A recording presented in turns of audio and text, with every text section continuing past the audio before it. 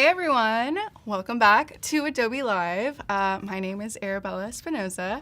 I am one half of Weekend Creative, a photographer and art director duo based in San Jose, California.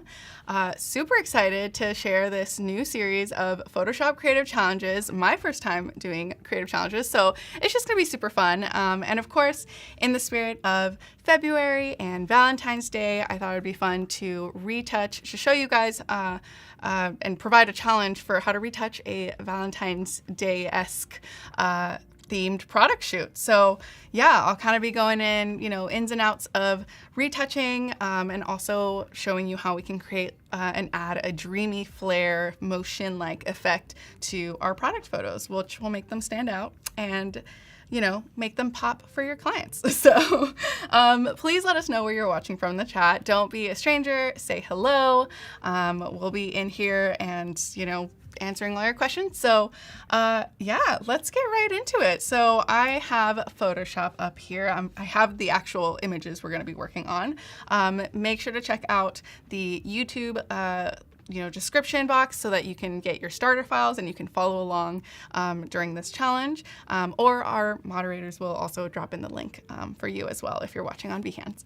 But yeah, so here's the image that we're actually going to be working on. I have included the starter files for this one, the raws, the unedited, but I also included the raws for this image. So if you're feeling like a challenge and you want to do a little bit extra, then feel free to go ahead. But I'm going to be showing you how to retouch this one. So let's go ahead and get right into it. I'm gonna go ahead and close these and let's go ahead and open up our starter files. So I've got these two images here, these two plates. So let's bring them up and it's gonna open up our camera raw, of course, and we can get started on retouching some of the basic things, right? So normally I would actually be doing this in Lightroom Classic, but for the challenge, I figured we'd stay in Photoshop. So let's go ahead and open up the light panel. Let's go ahead and increase our exposure here. Let's add a little bit of contrast and we can head on over to color. Let's increase that vibrance. One of the things I love about vibrance is that you're not just affecting the brightness and the contrast, you're just increasing the saturation of colors that are already kind of like a little desaturated. So it's just a nice little touch. So perfect, that looks good. Let's go ahead and go into our color mixer, right? One thing that's great about in Camera Raw is that we have this in Lightroom Classic as well. The point color is an awesome tool here. You can use it to kind of punch up certain colors in your image. So I can click on this little purple and I can even make it more saturated. I can kind of turn it more pink and that sort of thing. And it's just like really fun to play with. So I definitely suggest checking this little section out. For this, I think pumping up the purple, and I can also just grab the eyedropper tool and get this little pinky peach color down here. Let's punch that up as well. I really want to emphasize the color here. So there we go. Perfect. That looks awesome. And of course, we want to make sure that the same setting or the same edits that I applied to this image will apply to the other image. And I'll share exactly why we have two. So let's go ahead and copy these, select this one, and paste edit settings. Okay, that looks amazing. One thing that I actually meant to do in the first image too is making sure that we also play around with our temperature too. So I kind of actually want this to be a little bit warmer. So let's go ahead and bring up, kind of turn our slider over to the right. And there we go. So let's go ahead and copy those settings again and paste them on the other. Beautiful. So now I'm making sure that I'm selecting both of these images. I can do that by clicking Shift and then pressing the other one. And usually I can just click open and it'll open both of those images in Photoshop. So there we go. So let's go ahead and grab this plate, which is the one that ends in 968. I'm gonna Command A to select all, Command Shift C to copy, and I'm gonna paste it right on this one. Perfect. So now we have both plates on one file and we can remove the other file. Okay, great. So I'm gonna just rename this to comp, comp for compositing.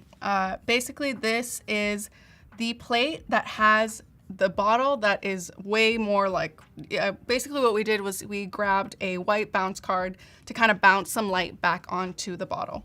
The reason for this is because you can tell that the lighting is actually coming from the back, right? With a lot of reflective or like glass materials, like a lighting style from behind or on the side always creates these really, really fun shadows, beautiful shadows. But oftentimes that means that you're not getting light on the front.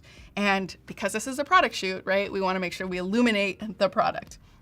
So let's go ahead and do that right here. So I'm going to go ahead and add a layer mask onto this. Make sure to click this little like 2 square things with the white and the black. This kind of just resets your foreground and your background color to white and black. Now the reason for this is because I want to make sure that I am actually selecting white, because what I'm going to do is I'm going to select that layer mask in the comp, and I'm going to hit Command I to invert the mask, and that basically takes it away. So now with a soft white brush and a 100% opacity, I'm going to just paint that bottle right here. Beautiful. That looks so good. Now the bottle is like way more illuminated and looking a lot better. And actually I'm gonna change my foreground color to black, and I'm actually gonna remove this because I don't want that reflection at the bottom. So there we go, I'm painting all of this, and that already makes the bottle way more bright. Beautiful. So we can see kind of what we did by turning off that layer and turning it on and off, and you can see exactly what we did. That looks already so much better. Okay, now the next thing that I want to do is so this image is going to be, let's say it's going to go for Instagram. I love a good 4:5 crop, so we can kind of crop right now, right? It's just so that we don't have to waste our time doing any other edits that we don't need. And we can make sure that our delete crop pixels is unchecked if we, maybe later decide that we want a different crop, or we can keep them cropped if we know that this is exactly where we're headed. So in this case, I am actually going to, let's actually do a 1:1 crop for now, because once we add our little dreamy motion flair to our photos, it might, change how we want to crop it later. So I'll just stick to a 1:1. Let's go ahead and press enter. And there we go. That looks super good. So let's go ahead and I'm going to select our entire image, Command-Shift-C to do a copy merged, and then I'm just going to press Command-V to paste it at the top. And this is going to be our clean layer. So anything that we're cleaning up, we'll just do on this layer. Of course, we've got a few things that look a little wonky. Of course, there's like a big crease over here in our background. This is actually a vinyl background that was like a gradient. So I've been loving using generative fill to help me clean things up, especially for things like this where, like the quality, like it's a little blurry, and so it doesn't necessarily need to be like super, super high quality. So I've been loving just hitting generate with no prompt, and that basically tells Photoshop, hey, I just want you to clean this up. I want you to fix this. And honestly, it's been my favorite tool lately. So let's go ahead and wait for the results. Of course, sometimes you need to do another generation for it to get it exactly right, but usually it's pretty spot on. So we'll let it do its thing. Oh, and of course it wants to do a specific thing. Okay, well then that's fine. We can just hit back, and sometimes if that happens, we can double check to see if there's any transparency pixels. Sometimes that tends to produce really odd results. So I'm just going to crop in a little bit further just to make sure, and make sure that my delete crop pixels is selected. And there we go. Okay. So let's go ahead and try that one more time just to see.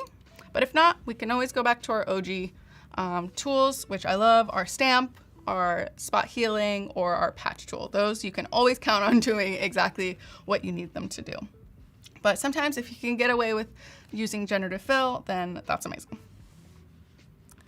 Okay, almost there. There we go. See what I'm talking about? That's way better, you guys. Okay, so you see how that crease just completely went away? Love it.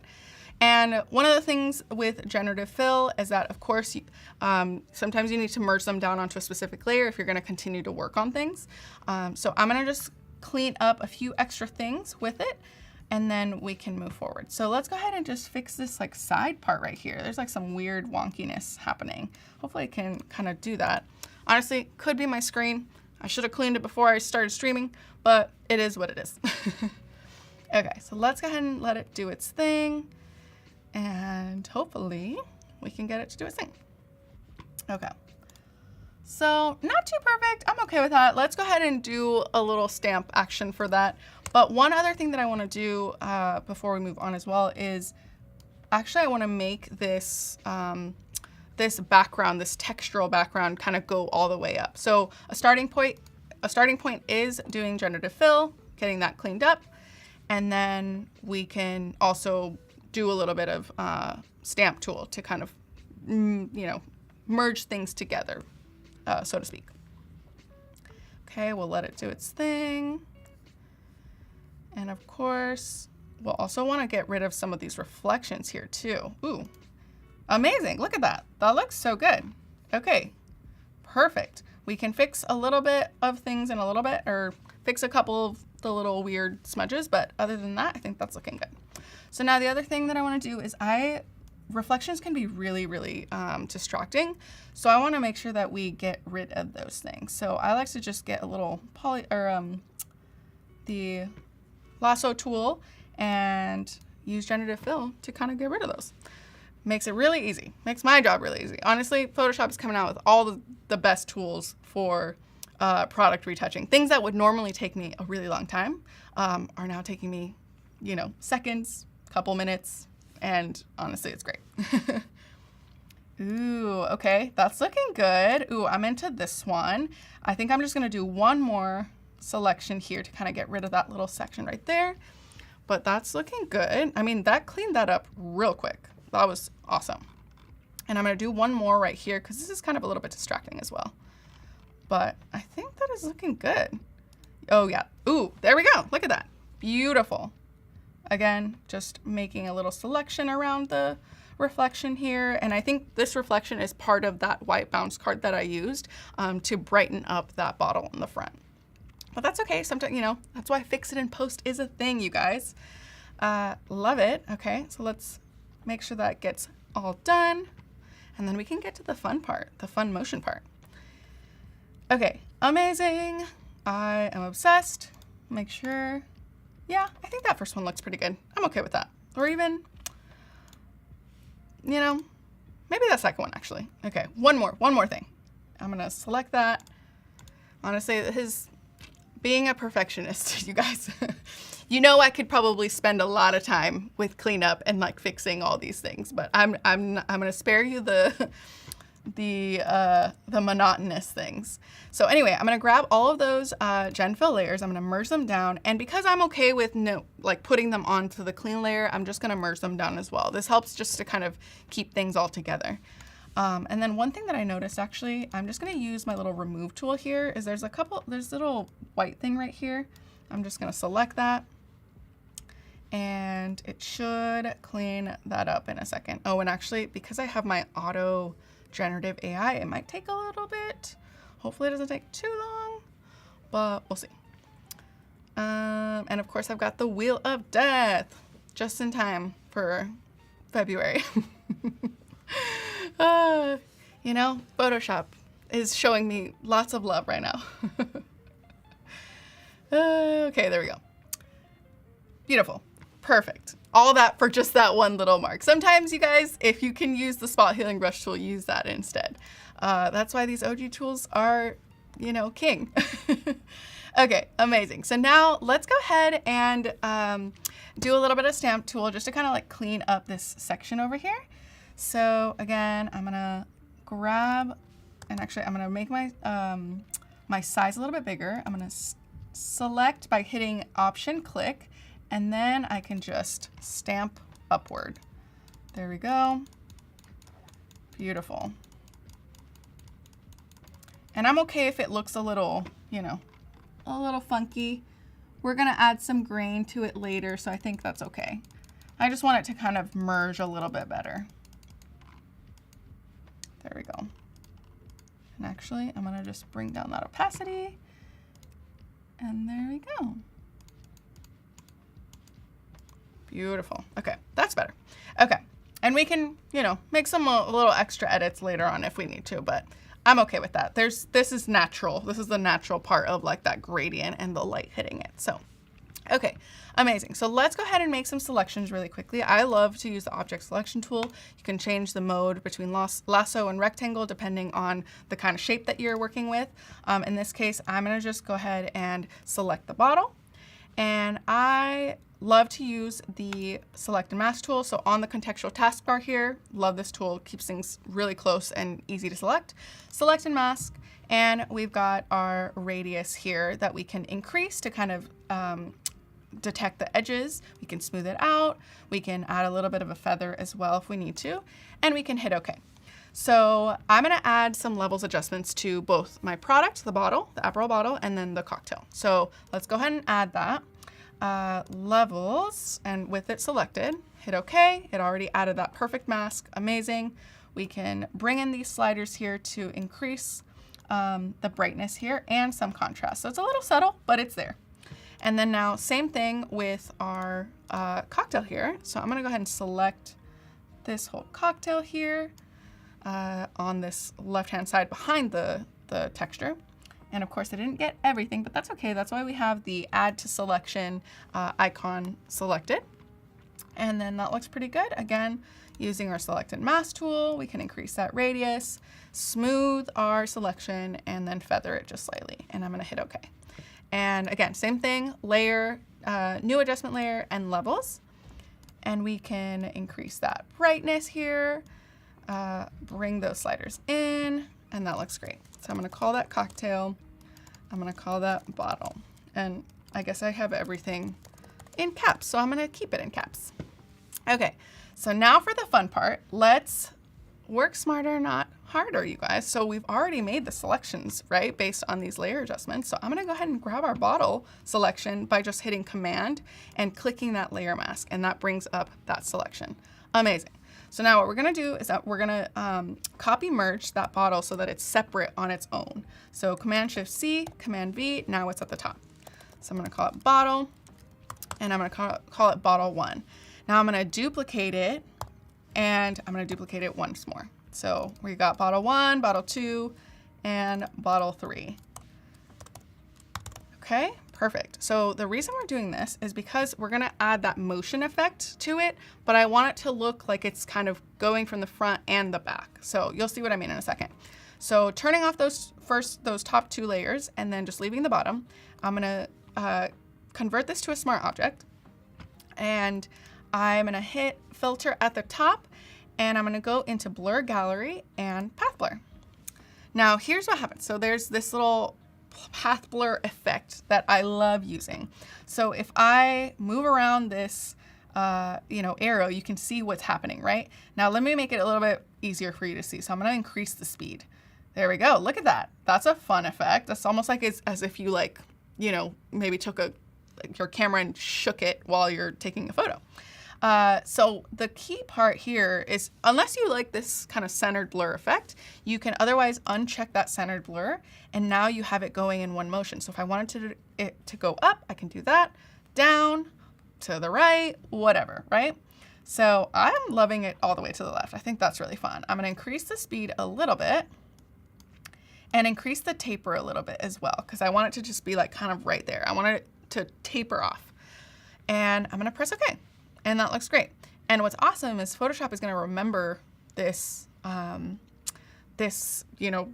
blur that you did. So you can always access it by clicking it here in the filter section. One of the best things, honestly.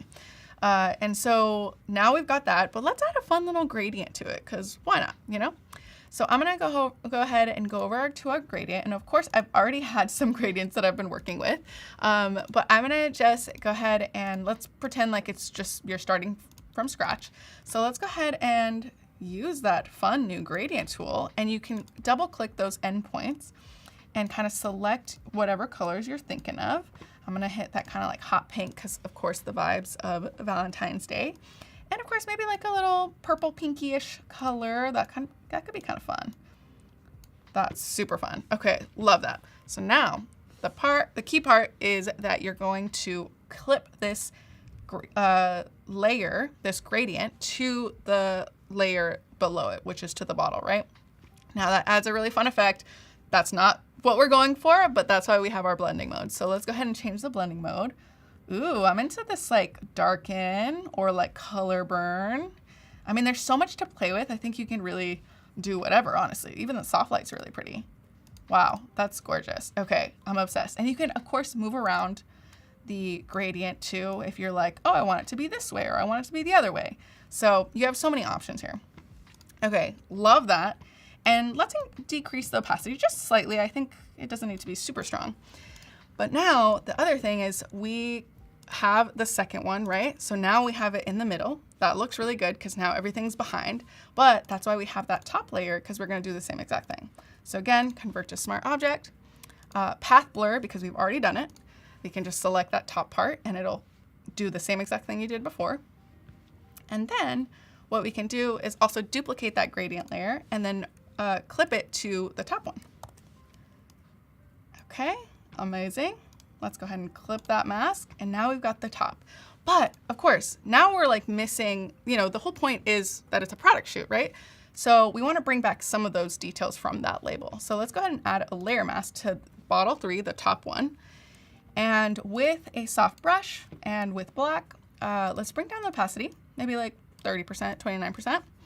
And let's just brush over that text right there. Ooh, that looks so good. I'm okay with the A being a little bit motion-like just because that feels right. But that already looks so good. I love it. And of course, if you want to bring it back a little bit, you can do so. But that is looking so good. And of course, let's bring down the opacity of the gradient a little bit more on the top one, just so that it's not so wild. But yeah, of course, you know, working smarter, not harder, you guys. Let's go ahead and command click on that cocktail and do the same exact thing. So again, copy merged, copy it up at the top, cocktail, and then we can convert it to a smart object, filter, path blur again, and that looks so cute. Oh my gosh. And let's make sure the speed is not quite as much so that it's a little less wild. We can press OK. Amazing. And there is our fun dreamy flare effect. And we can add a layer mask just to kind of, you know, remove a little bit of it. So I think that's looking really good, you guys. Oh, I love it.